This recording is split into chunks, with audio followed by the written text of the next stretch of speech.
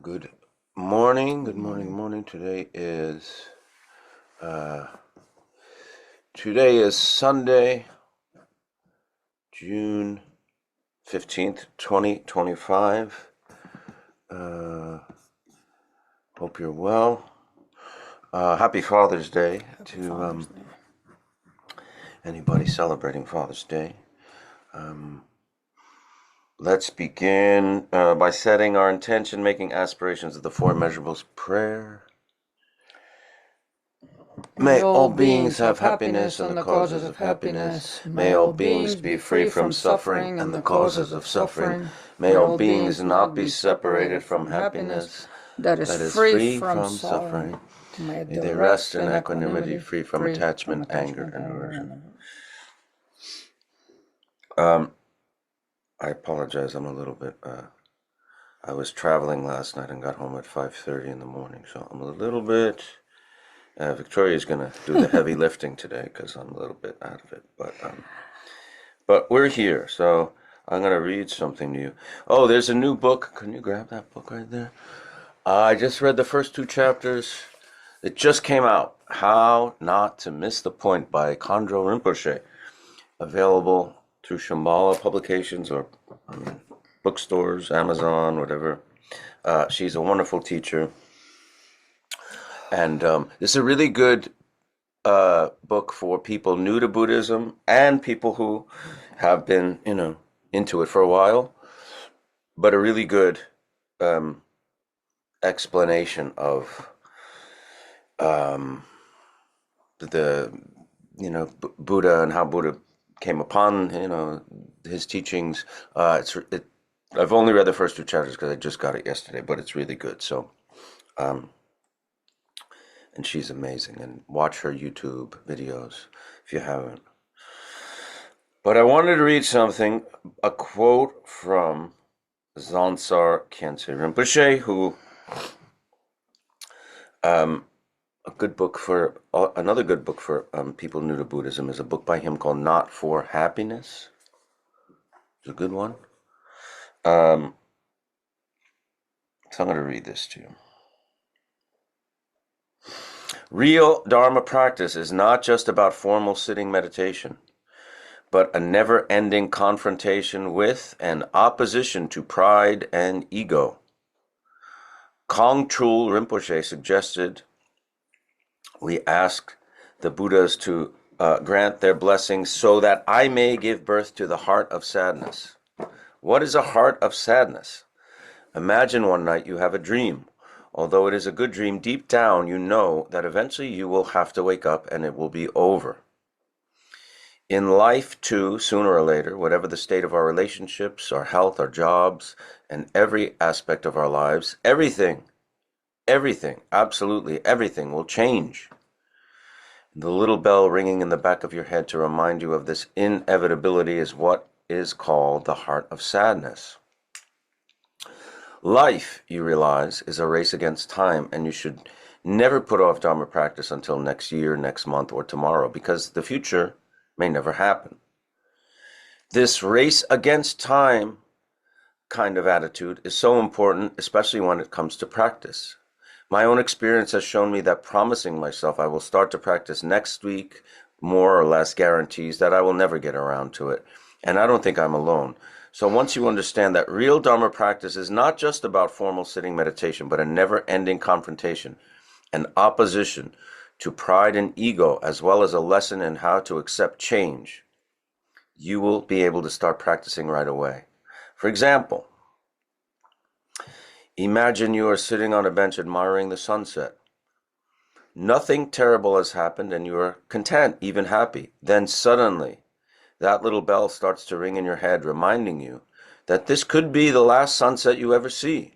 You realize that, were you to die, you might not be reborn with the ability to appreciate a sunset, let alone the capacity to understand what a sunset is. And this thought alone helps you focus your mind on practice. I think, saying that the heart of sadness is not saying that, it's not a attitude of hopelessness by any means, or that, life is just about pain and suffering and sadness. I think what she's saying is, it's there's a tenderness to that. A tenderness to knowing about impermanence, and that that sadness is full of also appreciation and love and connection to the people and the things that we're appreciative of and grateful for, and they become more precious with knowing that these experiences and relationships and things are impermanent. That's, I think, really what the inspiration should be. That appreciation. And, when you say goodbye to the person you love most in the world, and you're not going to see them till that night or the next day or the next month, maybe that might be the last time you'll see them. There's no guarantees, there's no guarantees, I'll see tomorrow. But it's a good thing to keep in mind in a way. Because it really brings us to appreciate, number one, these things that we have enormous gratitude for and value, but also, as Rinpoche says, to inspire us to practice, and not put it off, because there's no guarantee that we're going to have this infinite amount of time for spiritual practice, We've been fortunate that in this lifetime our karma has given us the circumstances to receive Dharma teachings and to, be in a form, a body, maybe a place where you can practice the Dharma and hear the teachings and meet the teachers. And that's not guaranteed for the next life. It really comes from cultivating, positive circumstances and positive karmic circumstances for the next life, having those opportunities again, and meeting the Dharma, meeting the teachers, so that I think that heart of sadness is really about preciousness, the preciousness that we have this fortunate circumstance to have people that we love, to have met the Dharma, to have, mental capabilities to understand these things. Zonsa Khyentse Rinpoche, his name is on the Solidago Productions website. What Makes You Not a Buddhist is another good book by him, as is Living is Dying, which is really, about death. And Not for Happiness, another good one. He's a remarkable teacher, and lots of his teachings are on YouTube. Okay. Victoria is going to take over from here, and then we'll get to some questions if you have any. Okay. Good morning, happy Father's Day, and just to continue with what Michael was saying, our teacher Garchen Rinpoche always says, happiness is our birthright. Happiness is all we want, and yet what winds up happening most often is that we experience suffering. The Four Noble Truths addresses suffering as a broad condition, reality of where we are, of where we find ourselves. It's all pervasive. Everyone knows it. Everyone experiences, all sentient beings, ants, humans, birds, etc. We all experience impermanence. We experience difficulty, obstacles, health issues, etc.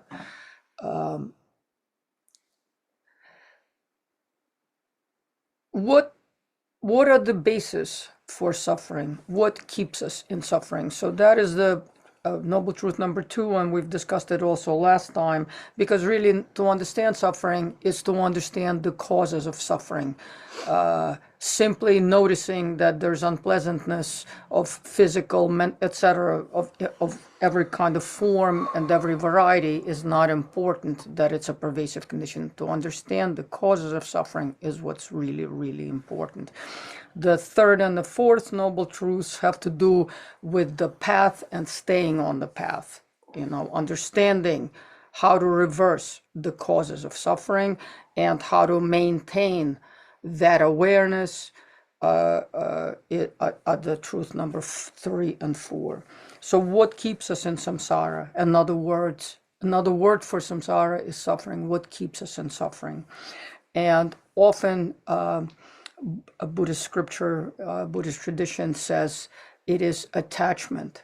But attachment, another word for attachment or the cause of attachment is ignorance. And we've discussed it many, many times. Ignorance is twofold. The dualistic mind of myself and the other, or subject object, and the proliferating ignorance. That's when we're complete, the first ignorance, the dualistic ignorance, is a very, very subtle, insidious kind of an ignorance. It's the moment where we don't understand our true condition. We don't really understand awareness and what it does. And the second is when our awareness is funneled into just attachment to objects. The proliferating ignorance is just thoughts gone wild, us running toward pleasant things and, desperately trying to avoid and run away and stress about unpleasant things. But whether we run for one and try to run away from another is really irrelevant. Because karma, cause and effect, and interdependent nature of arising really have nothing to do with what we want and what we don't want. Yet the suffering is created by the attitude of the want and don't want. The minute the I, the identity arises, why it's called subtle is because inside the I is already an attitude toward how we perceive things, an attitude of I crave this, I want this, I desire this. So attachment to desired things, and an attachment to avoid things that we think we don't like. The like and the dislike are almost the same, because we're attached to this result and that result. And then there's, of course, the kind of like the more sticky, more, muddied sense of third attitude, desire, aversion, and the I don't care attitude. It's not a neutral attitude. It's just like a murky state of mind which doesn't care. So I want more food for myself. I want a better house for myself. I want a better job. But when my neighbor is suffering and doesn't have anything, well, it's not my concern. That kind of murky attitude of selfishness is always also present there. So the minute we enter dualistic thinking, the minute we identify with that, we are unleashing the three poisons into the world, because there is no subject object, there is no conceptual thought where attachment, aversion, and just this ignorant kind of I don't care, ignorant attitude does not enter, doesn't exist. That's a very subtle nature of why we are in samsara, because the minute we identify with that dualistic conceptual mind, we are everything that is in our way. A person, anything and everything is embraced by these three very subtle, silent attitudes. These attitudes, there is no neutrality to these attitudes. They're always entering everything we perceive. And karma and interdependence will unfold by itself. It's like a movie we're not making. It unfolds on the screen of our awareness. But we want things, we want to stress the things we really desire, and we want to stress that we really don't want the things that give us fear. And so we're always caught between running to one and running away from another. And that's really the mechanism that drives and powers samsara and suffering. These are the mechanisms of suffering. This book that I'm reading, called As It Is by Tulku Rinpoche, it says it so succinctly. At the moment of being swept into the energy of any of the three poisons, aversion, attachment, and ignorance, this stupid neutral attitude, this attitude of not caring when it doesn't concern us and our pleasure or pain. So at the moment of being swept into the energy of any of the three poisons, there is no knowing of our true nature. What does Rinpoche mean by that? Our true nature. Our true nature is the nature of awareness. And when we enter the Buddhist path, we enter with the two truths. We have, the ultimate truth of the empty nature of things, because, we know impermanence. We know that all the pleasant things or unpleasant things are impermanent, so we learn patience. But also another word for emptiness is interdependence. And things arise not how we want them to arise. They arise based on karmic seed. They arise on an infinite number of connections and primary and secondary kinds of circumstances that were seeded by us. We have to understand, the reason why Buddhism is not like such a gigantic, vast religion in the world, it's a very famous religion, but actually has very small membership, is because we radically are responsible for our own states of happiness and unhappiness. We have to understand that we are the cause of happiness or unhappiness. Happiness or unhappiness is not a thing out there to be pursued. Happiness in many ways is just awareness of how things operate in the world. In that case, when we understand how things operate in the world, in other words, this futile pursuit of give me more, give me bigger, give me this, give me that, it's really irrelevant, because what is actually taking place is the unfolding of our karma, and awareness is there. We are there as aware sentient beings. Because after all, if we ask ourselves, who is fighting the war? Is it the bacteria in my body? Is it my hands and limbs? Is it particles of the physical space? No, the mind is fighting the war. The mind is causing the harm in the world. It is the mind of anger. It is the mind of hatred, or the machine behind it, the machine of greed. Of the companies that produce the weaponry, etc., etc. It is always the mind that is causing things to happen.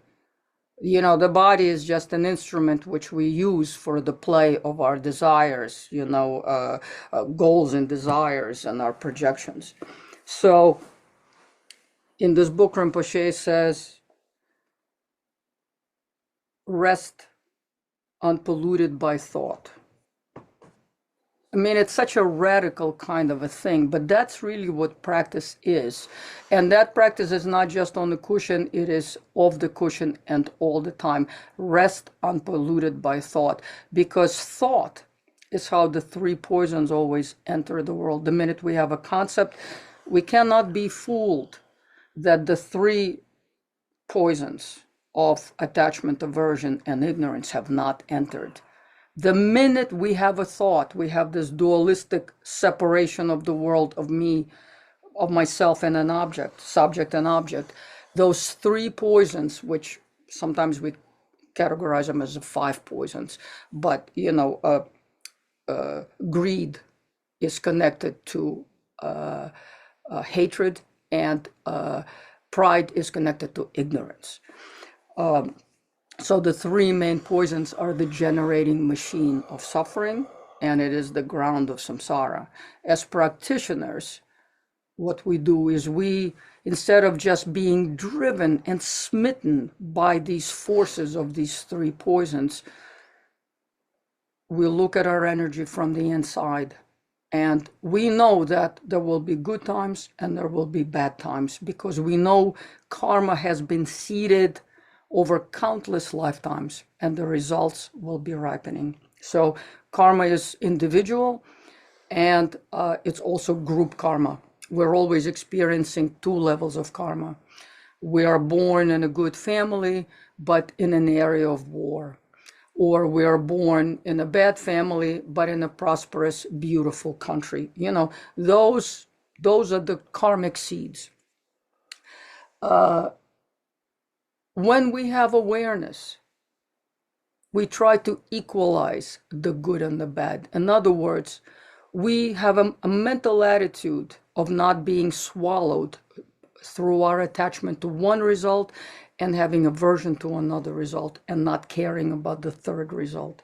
With awareness, in Buddhism, we speak about one taste so very often. And what all that means, it sounds like a very difficult, advanced kind of a term. And it is for, more advanced practitioners, because as baby practitioners, we're just learning how does everything operate. And later, what practice is cultivating a certain attitude,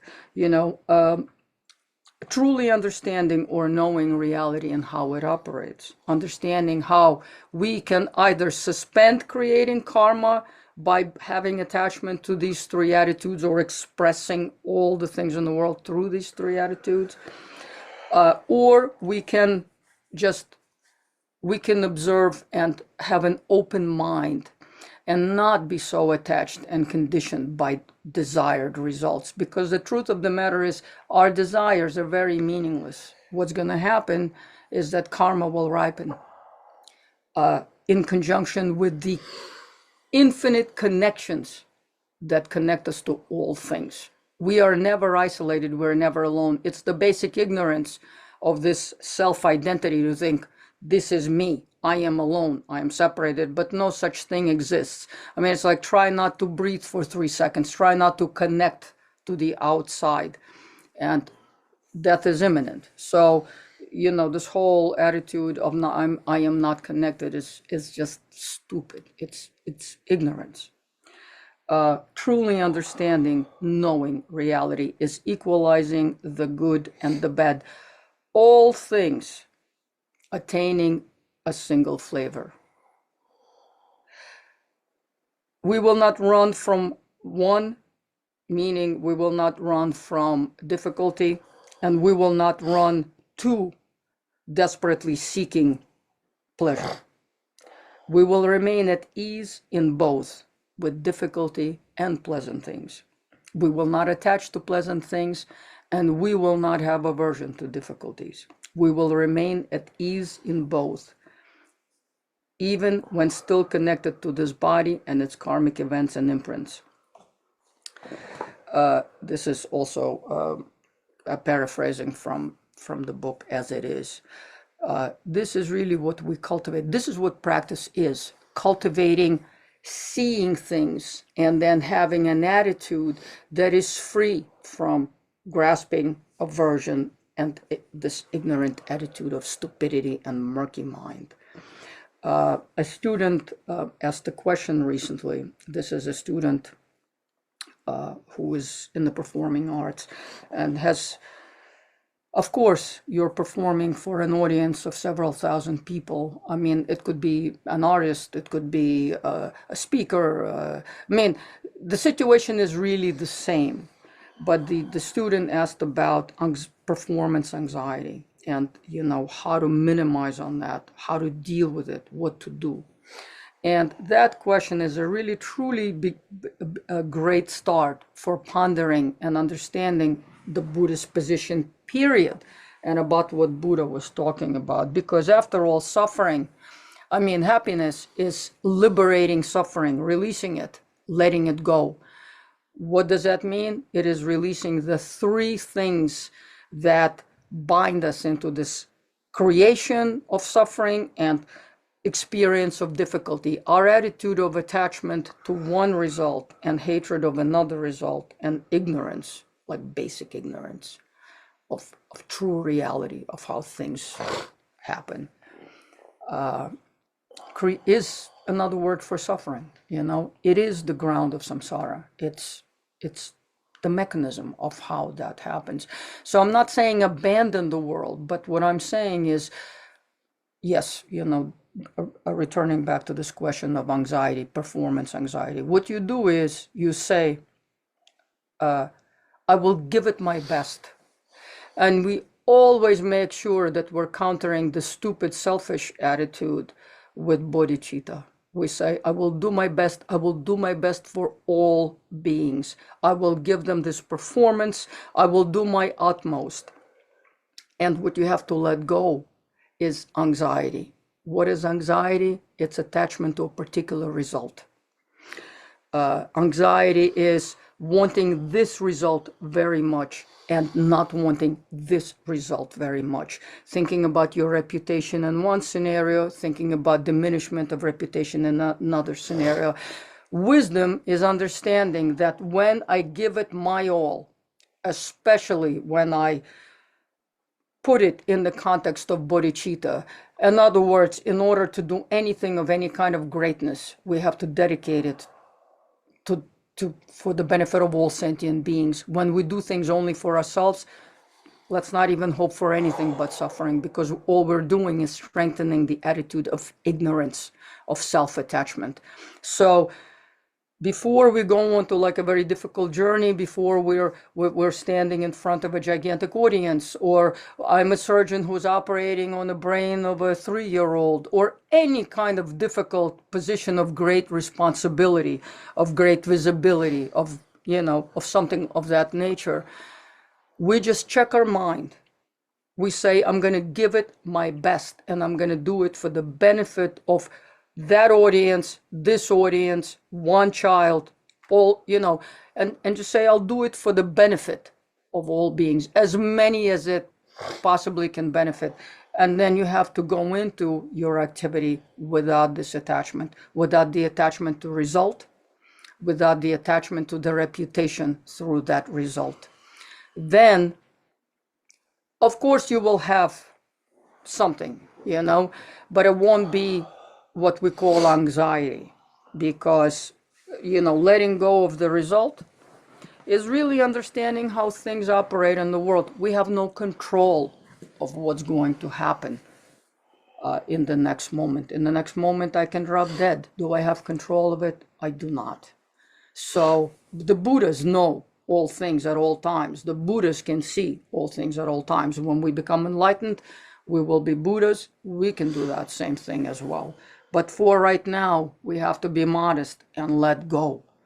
Our main practice, the practice of awareness, to practice awareness, is that we have to let go of these 3 attitudes toward things.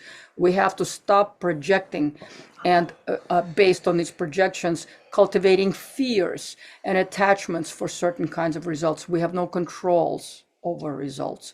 We want this, and often we get exactly the opposite. That's why we suffer.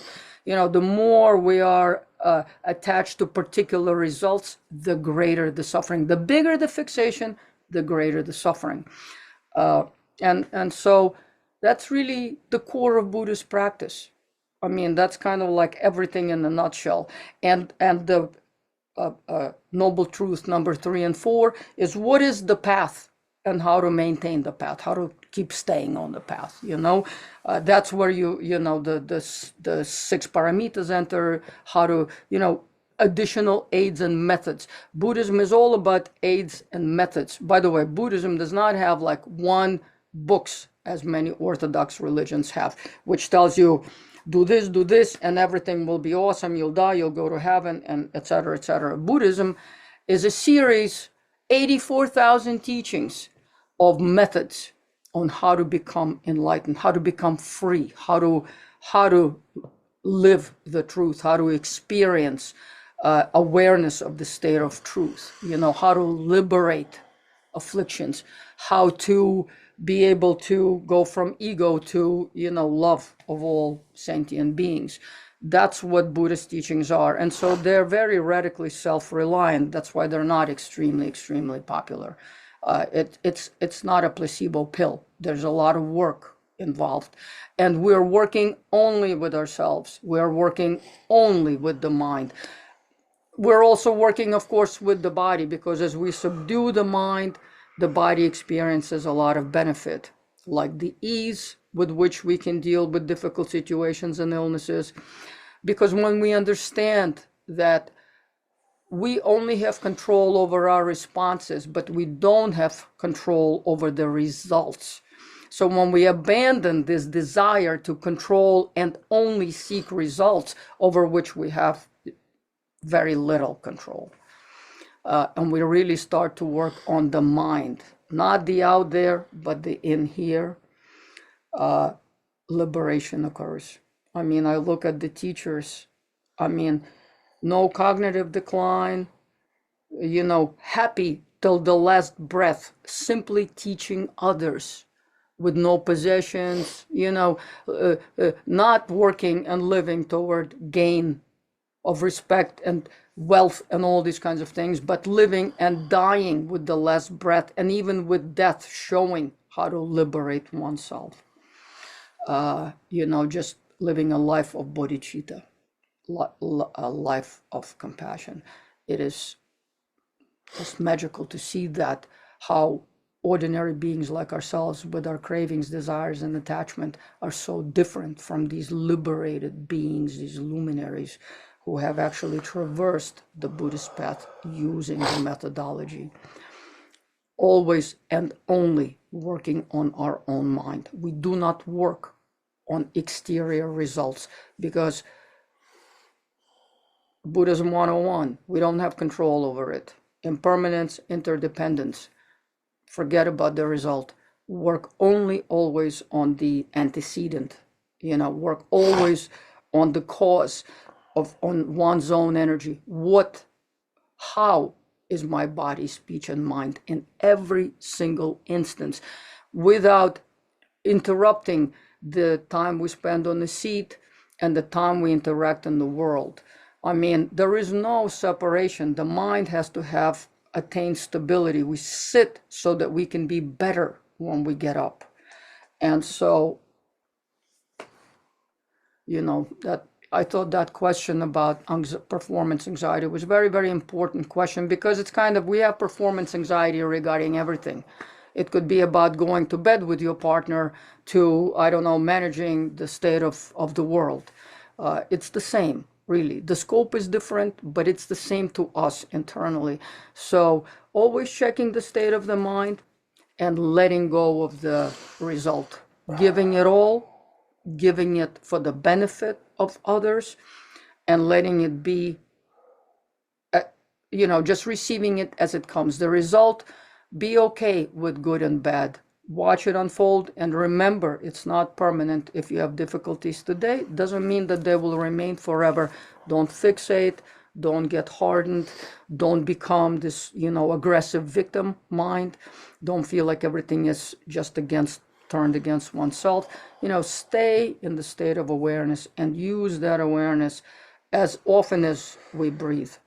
I mean, that's practice. Thank you. You're going to take us through meditation today, because I'm exhausted. I'm kind of useless right now. Let's do a simple form of, breath meditation. I'll do the timing for us, okay? Yeah, do the time. Do it Okay, now.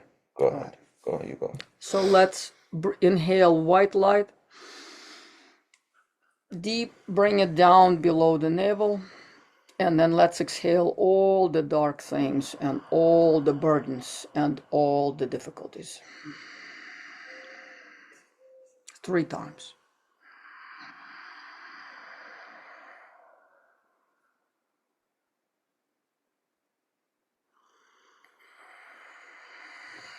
Exhale all the negativity, all the attachment.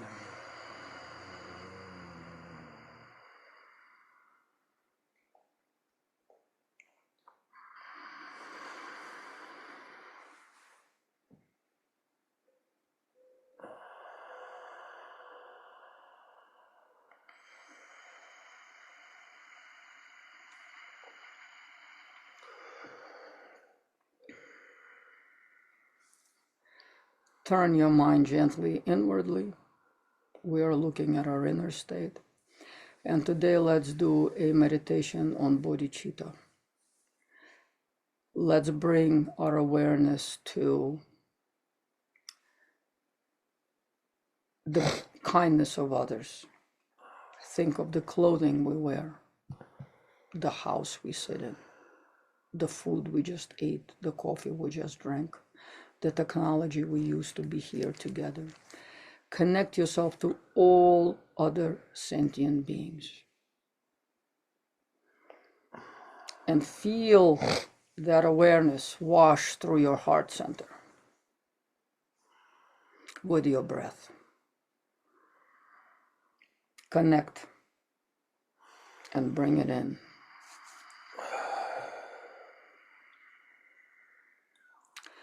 Work against this desire just to sit and space out and feel nice, because that's just a selfish attitude. That's not meditation.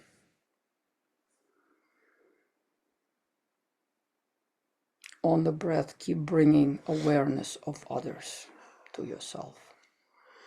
Connect to all beings in the world.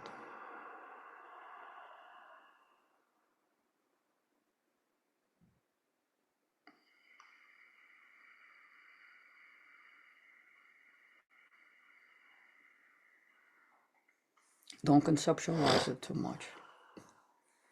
Do it very, very lightly and delicately. You know, whatever your gaze falls on, whatever you feel, just remember all those things that surround us are the work and the kindness of others.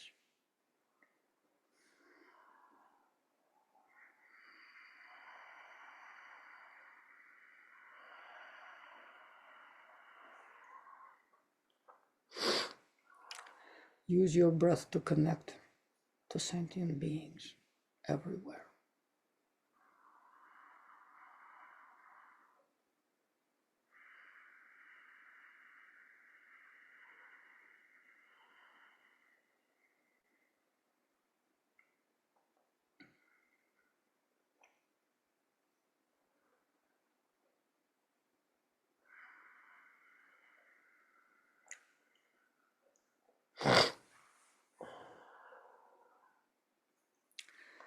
And now let's use our breath and send all those sentient beings through all these little radiating lines that are coming into our heart. Let's send them the white light. Let's do Tonglen. So we inhale all the dark and difficult things of our broken world right now, and send them everywhere where you feel we want to benefit. Bring to mind all kinds of difficult places: war, jails, hospitals, areas of famine. Think on all those endless, countless beings who are suffering right now. And inhale their difficulty, their darkness. And at your heart, with luminous light, you break the darkness up, and on the exhale, you send the light.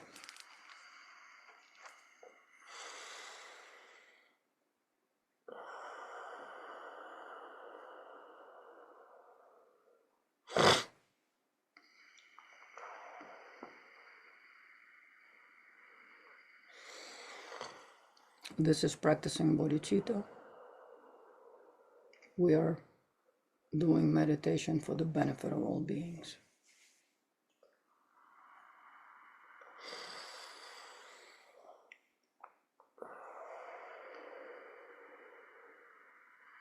Really visualize the light, the color, the dark on the inhale, breaking up at the heart center, and then sending out the white, pure, brilliant light to all those.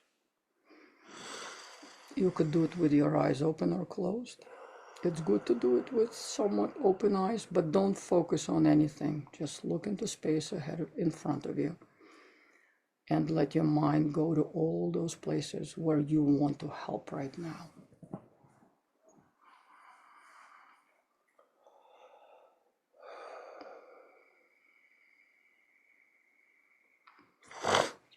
Your awareness has no boundaries.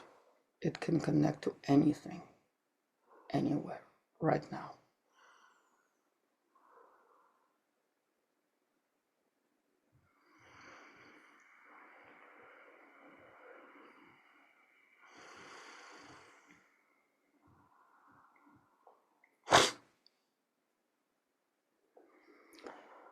bring to mind the attitude, I wish the suffering in the world to diminish and disappear. And say to yourself with certainty, this is, bless you, and this is what I am doing to accomplish that result.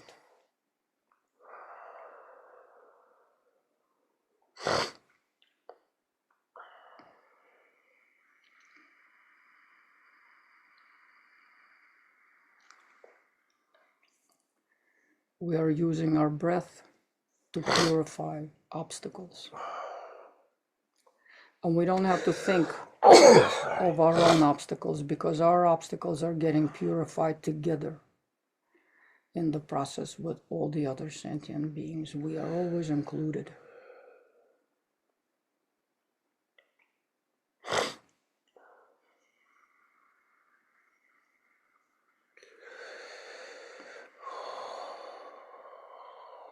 If it's difficult to think of many people, think of someone you know who's going through a lot of difficulty and work with them at this moment. You can focus just on one person and work on their benefit. You visualize them, you inhale their difficulty, their obstacle, you break it up in your heart center and send them the relief and the pure white light of happiness.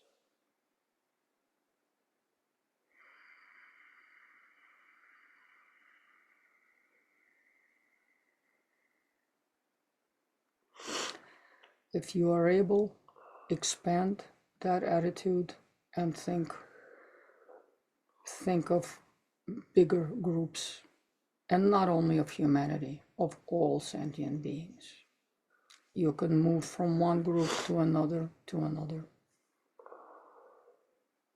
You can also think of the 6 realms of sentient beings and use that as a map for your practice.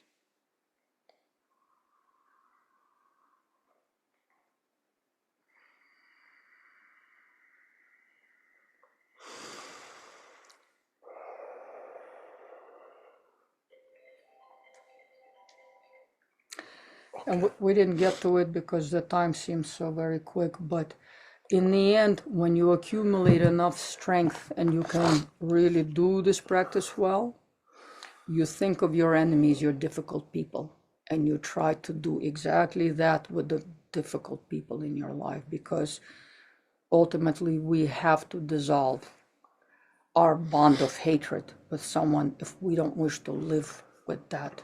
I mean, it's up to us. Remember, our causes for happiness, our happiness and suffering are not out there. They are in here. We are responsible for our happiness and the end of our suffering. And it all has to do with our mind. And that's really what the practice is. Practice is not to sit and space out and go into some kind of a pleasant relaxation state.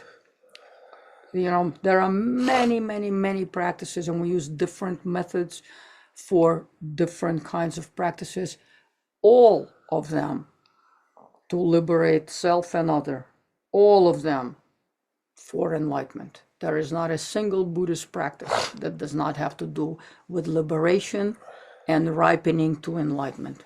So liberating the poisons, meaning dissolving the obstacles and all the other things which are the effects of the poisons, and enlightenment.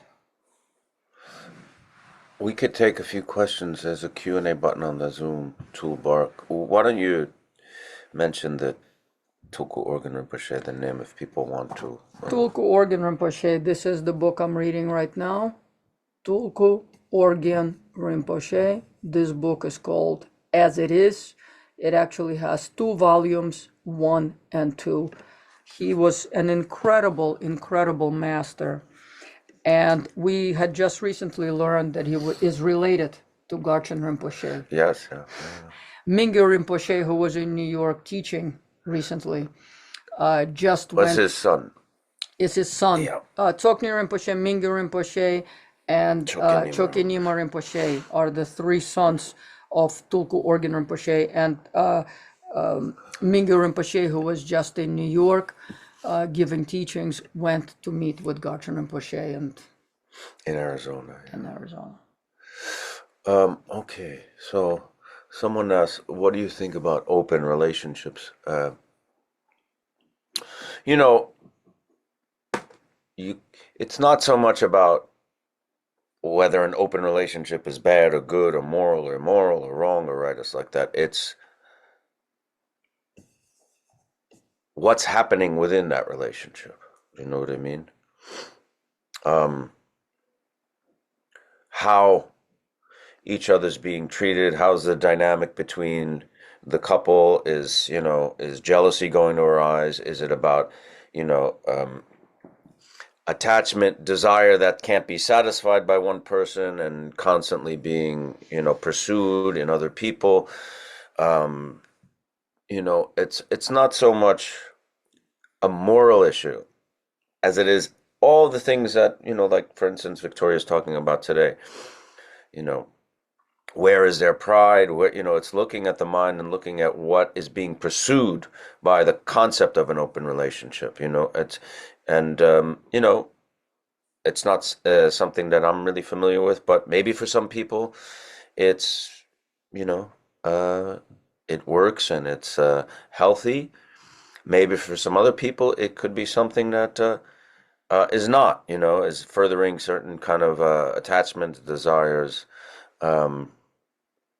avoiding levels of intimacy, but that's, has to be, the individual has to kind of look at their own mind in the context of this and just see what's actually happening. It's not necessarily, there's not like a rule, a one size fits all. An open relationship is good, an open relationship is bad, it's wrong, it's right. It's really what you're bringing to it. It's the mind. Yeah. That goes for a lot of things from a Buddhist point of view, not just, something like this. All relationships. That goes for all relationships. It doesn't matter the format. You have to always examine the mind and your inner mechanisms. Are you clutching the person? Are you devastating them? Are you loving them? There should always be some kind of an open attitude for their benefit. We shouldn't be in relationships with people because it's good only for us. That selfish attitude is an indubious cause for suffering. So, it's just about the mind with which you comport yourself to others. A question about liberation. Is it about attaining a peace of mind? Peace is one of the qualities. I did a paraphrase quote from Organ Tulku Rinpoche when he says, we rest in awareness, not running toward desire and not running away like crazy from difficulties. We can take both. We can rest stably in our minds, in our awareness, in our inner portion of the mind, not mind grasping to objects and results, but rather than just watch the display of how things arise and move through our lives, because there's always a movement. Things are always arising and ceasing, arising and ceasing, arising and ceasing. There is, of course, there's a quality toward having that mental stability of being okay with whatever comes. There is peace, but peace is not sought just for its own sake. In Vajrayana Buddhism, the form of Buddhism we practice, what we emphasize is wisdom and compassion. The union of wisdom and compassion, not one and the other. It's not like being smart and being like a nice guy. Wisdom and compassion are one thing. It's like the sun, because it's brilliant, the wisdom aspect, and compassion is the warmth, which gives life. So, but in union, they're inseparable, like water and wetness. Peace is, you can say, it's a side effect. Absolutely. Can you talk a bit more about wanting, in quotes? enlightenment, which feels like wanting non-being, how this desire or longing evolves, or how it is evolved, how it evolved in you. May I? Sure. So it's a very, very good question because for very advanced practitioners, the subtle desire is exactly this thing that you just mentioned, the desire for enlightenment, the desire for, for this realization of the attainment of the most highest state of awareness. We have to let go of Buddhahood. But as I read before from Organ Tulku Rinpoche, he says, Tulku Organ Rinpoche, I always do that. Brain doesn't work properly. But he says, rest unpolluted by thought. Again, desire is a conceptual thought. It has an object, whereas awareness, true awareness, is non-dualistic. Awareness is a state of mind that transcends this kind of subject-object duality. Of course, we always start with conceptual mind. I mean, how do we work on the three poisons? How do we recognize that we live in delusional lives? How do we notice our behaviors are toxic and inappropriate and hurtful to us and to others? Sure, we need the conceptual mind, we need the dualistic mind, but at some point it has to be abandoned, even in its most subtle form. And it's a very important stage for a practitioner to become aware that my desire for Buddhahood, my desire for liberation, maybe is so strong that it itself has become the biggest obstacle. Really, enlightenment, or the ultimate state of mind awareness, arises when the stains which are considered temporary are removed from our true nature. Our true nature is we kind of start off as enlightened, then become covered with the stains of ignorance, of dualistic thinking. And when these stains are removed, the nature itself never suffers anything. It's like the sky and the clouds. It doesn't, the clouds are the sky. The weather is the sky. But we only see the sky when the cloud layer is removed. We're not inventing something. We're not getting something from somewhere else. What we are doing is removing the layers. And some traditions call it seeing your natural face. We see, enlightenment is attained when the veils are removed. It is something that arises not as an attainment from somewhere outside. It has always been there. And Tulku Organ Rinpoche says, what happens in practice is that we have to be re-enlightened. In other words, our basic nature has to be rediscovered again. Our basic nature is Buddha nature. Our basic nature is good and has wisdom, but we have been stained through attitudes of ignorance, attachment and aversion. We spend lives chasing objects and hating things. So when these three attitudes are removed, and even the subtle attitude of desiring enlightenment, when those are when poisons, the three poisons are removed, it is, the Buddhahood dawns naturally. It doesn't come from anywhere. It has always been in here. So I hope that answers it. Regarding the genesis of suffering, what is the best way to encourage others to reach the same sense of enlightenment that you discussed this morning?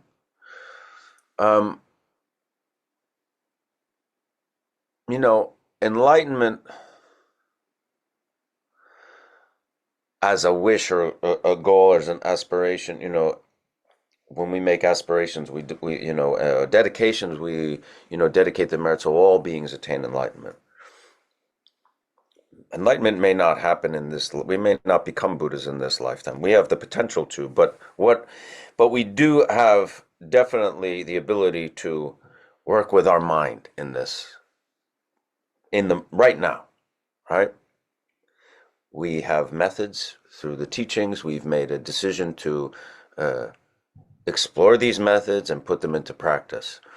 I think what you really, the thing you don't want to do is kind of push other people and just say, you need this. The best thing to do is kind of, work by example. By you putting into practice and you working on your own afflictions may inspire others, right? If people ask for advice, you can point them in a certain direction that you find that's effective or inspiring. You can do Tonglen for other people, which is, a more, it's direct. You're not necessarily telling them you're doing that or communicating to that, but I think it's more important to lead by example. The last thing you want to do is kind of tell people what they need to be doing without them asking. You know what I mean? Um, and it's really about, rather than the goal of enlightenment, which of course is ultimately what Buddha's teaching, but in the moment is about looking at our mind to see how we uh, give birth to our own suffering. What thoughts, what emotions, what patterns are the ones that cause us suffering? That's really the work we're doing here. I mean, enlightenment as a carrot on a stick, maybe, but it's really more about in this immediate moment, on a day-to-day, daily basis, hour-to-hour basis of these thoughts and these habitual patterns that we initiate to cause our own suffering. And we liberate the poisonous, the three poisons, the five poisons, moment by moment, by checking always our internal state and always keeping in mind, being aware that no thought arises without at least these three subtle attitudes. We're always keeping that in mind. And we kind of have to say, this is our operational level. This is what is called the relative truth. But we are always working. I mean, when we say, how do I tell the others how I do? We generate compassion based on seeing others not knowing their own truth. When we can see people creating their suffering on the spot all the time, people fight over words, definitions, over greed, over this, over that, all these worthless, horrendous, stupid things. They create suffering all the time. So our compassion arises based on that. But we don't preach. We don't say, don't, of course we can give guidance when we are asked, but by far more important is to examine our own state of mind. By far more important. Because when we're next to those who are having difficulties, who are suffering, but we are at least liberating them off of our three poisons, of our these kinds of selfish attitudes, it's already changing the dynamic of everything. We are a drop in the ocean. We're not separate. We only think that we are, but we are a drop in the ocean. So when we work on ourselves, we're changing everything. Maybe on a tiny little scale, but that's all we can. And if we do it, that's supremely meaningful, because instead of like being another drop of poison, we're doing things. I'm requesting advice or reassurance or a success story about dissolving the bond of hatred.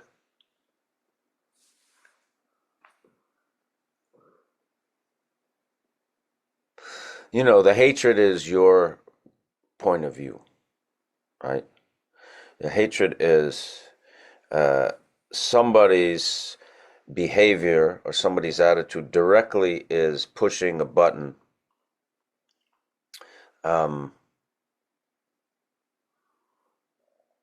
that somehow threatens your own concept of self, concept of the world, ideas about certain,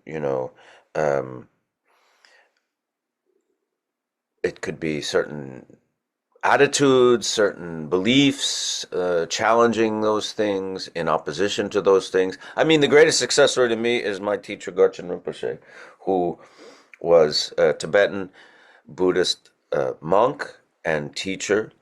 And when he was, I guess, around 20, early 20s, China invaded Tibet and imprisoned a lot of these high lamas and put them in labor camp, hard labor. He was there himself for 20 years. And rather than hatred of the oppressors and the jailers and the conquerors and all these things, rather than cultivating that for 20 years and just vowing to get revenge or something like that when they get out, because of the teachings, and there were high lamas who were in the prison with him who were giving him teachings.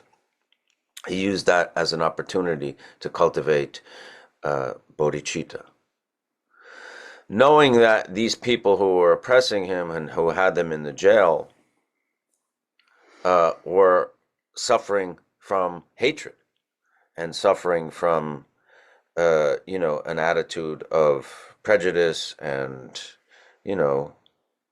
domination, dominating the other, and dehumanization and all those things, and trying to see that they were suffering from delusion, and trying to cultivate wisdom, and making an effort to cultivate wisdom and compassion in very, very difficult, intolerable circumstances.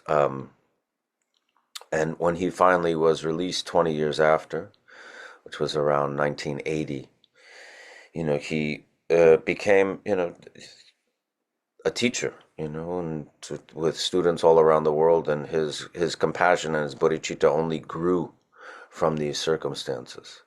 I can't think of a more profound success story than that. A lot of his students are Chinese students. Today, yeah. Yeah, huge part of the Sangha is Chinese. And I really rejoice for you that you see, that you understand that hatred itself, hatred, not the person, not the trigger, not what's out there, but the hatred that's internal to you is the poison itself. It is the hatred that is the stickiness that will bind you to that circumstance, to that person, to that obstacle, and will glue you to that most difficult of all difficult things. The only way you can release and unbind it is by changing hatred to a different attitude, loving compassion. You can start with using your mind on a very scientific level, understanding that hatred is yours. You have control over it. You don't have to be triggered like, a pet by someone. Their words cannot harm you, their sounds. This feeling is yours. Where is that feeling? There's nothing to grasp. You work with your mind. You say, I want to be free of this, and I'm finished. And you work on releasing it. Tonglen is a profoundly, profoundly sophisticated method. I know it doesn't seem like anything, but when you practice it for a long time, and all the great lamas practice it, when you practice it for a long time, you see its efficacy. It's amazing. Start by meditating on that person, seeing the change. And, maybe visualize that person as someone whom you love. I mean, if our brother or sister or someone we love says, you're stupid, you did a terrible thing, we don't hate them immediately. We take their criticism and we listen. We think, oh, maybe I did do something. So you can start with gradual unraveling of the hatred, or you could also do it very suddenly. You can just say, I'm done. I'm not going to have this feeling inside me. And I'm not going to have an addiction to hatred, because that's also a very important thing that Garchen Rinpoche says, that in the realm of desire, we are in the realm of desire. There are three realms in a Buddhist kind of, a Buddhist scientific view, the Abhidharma view, the three realms. We are in the realm of desire, and the three poisons are very intensified in that. But we do have control over it. We really do. We can lessen the fixation by simply being mindful about it. Every time that the fixation comes, put it together with a practice element, send out the white light to that person. So in a way, you're fusing like the antidote to the trigger, and the antidote can become stronger and stronger in time. When you see that person, you won't experience anger, you'll just experience the antidote, and you will experience a release. So you work like that, gradually dissolving, and you really can. It's done all the time, being liberated from hatred, and it's so incredibly important for one's own happiness. It's really a necessity, an existential necessity, to be free of that. Does duality signify separation? For example, self and other, self and object. Yes, absolutely. And in Buddhist perspective, it's wrong view, because the nature of reality is absolute interdependence and interconnectedness. Yeah. How do you override fight or flight mode when you have people trying to harm you or cause mischief? I want to respond, not react, but I am a passionate woman. It's my instinct to fight back. I mean, you use your awareness. What fighting means, you're engaging through the three poisons. You see someone as someone that is, when we classify someone, and we always do, it's our projection to say that person is difficult, that person is bad, that person is my enemy. That's our mind. That's not real. That is me labeling that person that way. Ultimately, people may have hostilities. I mean, as Michael was just telling you, all of us, Garchen Rinpoche was in a labor camp, not eating enough, starving to death. And he always said, I would rather lose my life than lose my bodhicitta, because losing bodhicitta, seeing the whole world as covered by enemies, he said, I would much rather be dead than to have that mind of seeing nothing but enemies out there. So I would just say, have awareness. You don't have to lose your passion, but it's much more important to have compassion rather than passion. It's much better to resolve a needless exchange of hatred and hateful words, hateful actions, hateful gestures, and be bound to people or to others through that kind of an afflicted mind on both parts. Wouldn't it be much, much better to use the passion to kind of take out the negativity out of the whole relationship? And I mean, wouldn't it be better to put out the fire when the house is burning, or put more embers, or pour the gasoline? I mean, it's your decision what you think is beneficial and best. But really think of hatred as a form of fire, because that's what it does. It burns.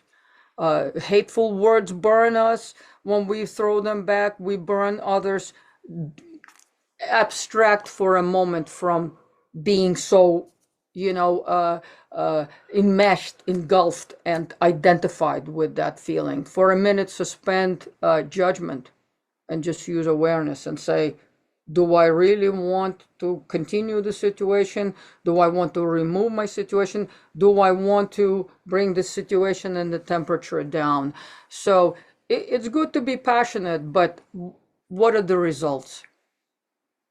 Think about it in a bigger space of awareness, not in the narrow me and him, he and I, or them and myself. Think about it in a much, much broader spectrum, open space of awareness, and then make decisions that are not based on trigger points and reactivity. Oh, we have time for one more question. If we didn't get to your question and you really want to, get some feedback, you can email us at Michael Imperioli Meditation 101 @gmail.com.